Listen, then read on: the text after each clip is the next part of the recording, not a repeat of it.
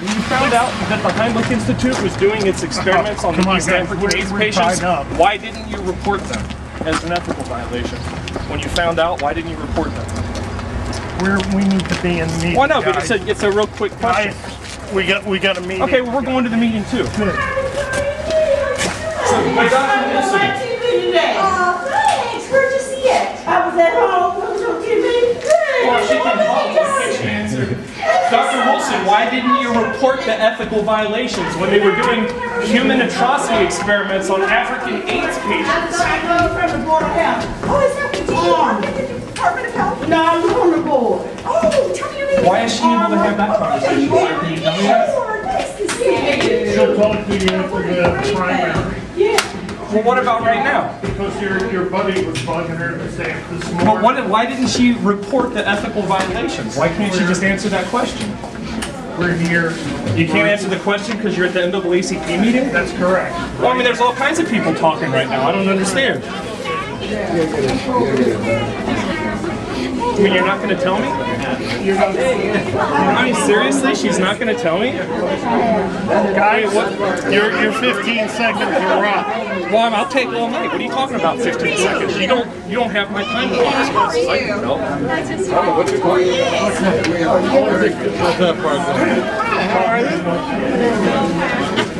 We are at the NAACP meeting. A great place to talk about maybe why you didn't want to report an ethical violation about experiments against African AIDS patients. But I was told that Vic Wulsin can't talk. She can give people hugs, she can have long conversations, but she can't answer a simple question about why she wouldn't report an ethical violation. I think that's real telling. I mean, it's a simple question, and and this guy over here says she's not going to talk until after the primary. So.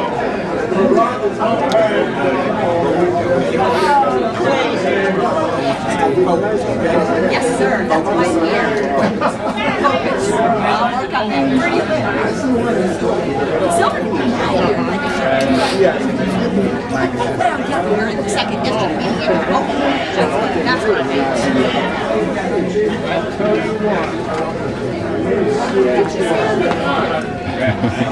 I mean, she seems to have all kinds of time in the world to talk about whatever she wants. I don't know why she can't talk about, her failure to report the Heimlich Institute.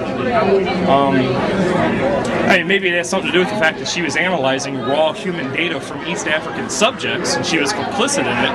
But it seems to me that she should have reported the Institute instead of doing that. Dr. Wulsin, can we talk to you after this event about why you didn't report them? Hi, I'm Victoria Wulsin. How you doing? Hey, thanks for working for Kroger's. Great victory. Well done. Great. Thank you. So, Dr. Wulsin, when will you explain why you did not report the Heimlich Institute for its ethical misconduct? Jason, I talked to Jason. No, I'm Jason. He's Oh, Jason. you're Jason. Who are you? I'm Justin Jeffrey. Oh, I get you mixed up. Yeah. Hey, Jason. We never asked you this. No, I've never talked to you before. Oh, I've talked to someone about this. Why didn't you report them? You haven't ever answered that question. I made my paper public, and you're. Why didn't you all report in there. them? There's about how you wanted to continue the experiments. One, I was wondering if you would be willing to repudiate the human experiments done by the Heimlich Institute on East African AIDS patients, and if so, why you haven't done so already. Thanks. Thank you. You have 1 minute. Thank you so much. I do want to set the record straight because there's been a lot of controversy over this issue. My opponent has tried to smear my reputation as a physician, and I think it's time to set the record straight. The Ohio State Medical Board has taken no action against me. The innuendo is false. The Dayton Daily News said these accusations don't wash. The Inquirer has said these things rest on innuendo and not fact. 3 years ago, I wrote a report for the Heimlich Institute on AIDS and treatment and prevention. I reported some unethical and unsafe medical practices that they didn't want to hear about. And consequently, the very next day, I was fired. That's the story, and anything else is disingenuous and wrong.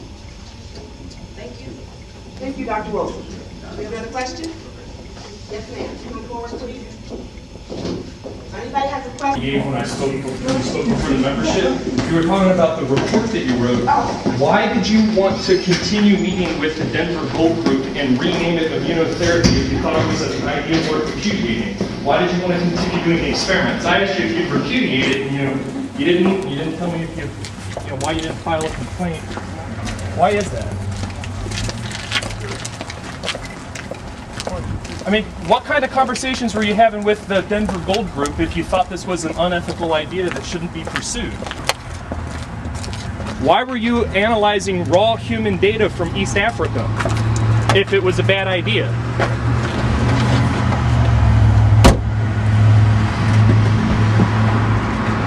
You said that you would answer any question at the Oakley Forum that people might have. Was that a lie? Well, there you have it again, ladies and gentlemen. It seems that anytime someone is hooked up with the Heimlich story, they just run away to their car and drive off into the night.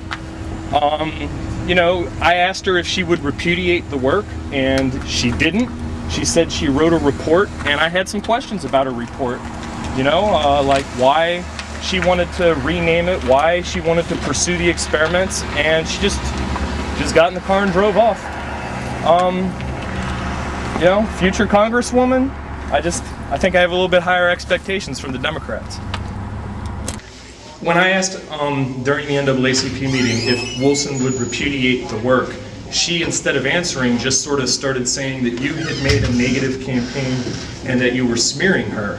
I've never actually met you before. I don't work on your campaign. I've been reporting this story for like 2 years. I was just wondering if you had any comment about the allegation that you're engaged in a smear or in negative campaigning, and why she's saying that. That's absolutely wrong, and she's making that allegation to divert attention away from what she's done. The record of a candidate is always material because it's a prediction of what that candidate will do when they get elected to office. And that's why we have raised this. The record is that the Ohio State Medical Board has received a complaint by the Dr. Robert Baratz of the National Council Against Health Fraud. That is the fact that we have put out on the public record, put out in the public. It's absolutely true. It's based on public knowledge, and it was reaffirmed by Dr. Baratz as recently as yesterday. We are not smearing my opponent. We're simply exposing what her public record is. That's my answer to the question, Phil.